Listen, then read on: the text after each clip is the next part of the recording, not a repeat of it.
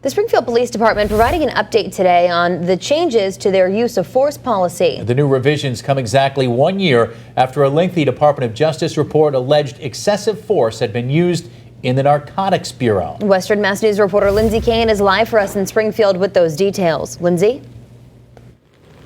Chris and Jordan, the updates came before a City Council Public Safety Committee meeting this evening. Police Commissioner CHERYL CLAPPROOD and the City Council having a positive discussion after learning the Springfield Police Department is making changes. Probably 5% or less of the police department are the officers that do these crimes, and the whole department takes the brunt of it. Progress has been made in the Springfield Police Department exactly 1 year after a Department of Justice report alleged officers in the Narcotics Bureau have used excessive force.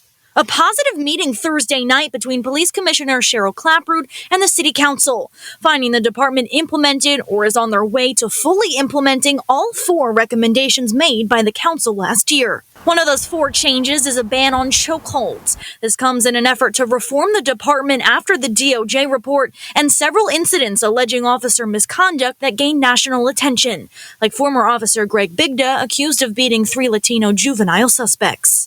I like the language because to ban chokeholds outright would be to tell an officer in a life or death situation, you cannot use it. I like the wording that says they're prohibited unless lethal force is justified. In addition to de-escalation tactics like the viral video of officers stopping a suspect allegedly armed with a gun without any injuries, and a formal complaint system for officers, Police Commissioner CHERYL CLAPPROOD says the department has been putting in the work to make change.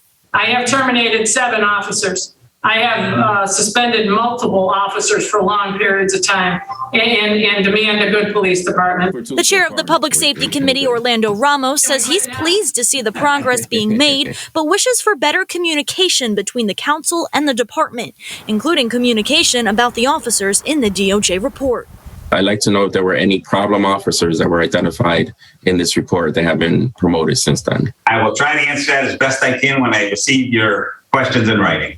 Meanwhile, as gun violence rates climb in the city, the Narcotics Bureau is now tackling those crimes. Commissioner CLAPPROOD says manpower is an issue. A recent policing exam had less than 300 participants, down from the typical 1,200. There's definitely a crisis brewing here. There are many more people leaving than people that want to be police officers. Commissioner CLAPPROOD says the ban on chokeholds was actually updated in January. Live in Springfield for Western Mass News, I'm LINDSEY KANE.